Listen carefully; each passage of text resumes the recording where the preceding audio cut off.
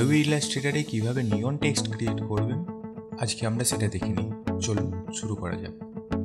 ফার্স্টে আমরা একটা টেক্সট নেব, টেক্সটের কালারটা চেঞ্জ করব। আমি এখন এটাই রাখছি। টেক্সটটা আসার পর টেক্সটটা সিলেক্ট করলাম। তো এবার আমরা কী করব, টেক্সটটা কপি করব। এডিটে যাব, এডিটে যে কপি আমরা কী করব, এর উপরেই টেক্সটটাকে প্লেস করব। তো এডিটে যে পেস্ট ইট প্লেস, দেখুন ডাবল টেক্সট লেয়ার আমার চলে এসছে নিয়ন টেক্সট। তো আমি উপরের টেক্সটটাকে সিলেক্ট করলাম। উপরের টেক্সটটা সিলেক্ট করার পর আমি এফেক্টসে যাই। এবার এখান থেকে আমি যাব ব্লারে, গসিয়ান ব্লারে যে আমি পয়েন্ট দেবো 20। দেখুন আমার অলরেডি একটা নিয়ন এফেক্ট ক্রিয়েট হয়ে গেছে এখানে। এটাকে সিলেক্ট করে রেখে ট্রান্সপারেন্সিতে যে মোডটা করব স্ক্রিন। যদি আপনাদের মনে হয় যে গ্লোটা একটু কম হচ্ছে, ব্লারটা না বাড়িয়ে আপনারা এক কাজ করবেন, টেক্সট লেয়ারটাকে সিলেক্ট করবেন, সিলেক্ট করে রেখে সেম কপি দেন পেস্ট ইন প্লেস।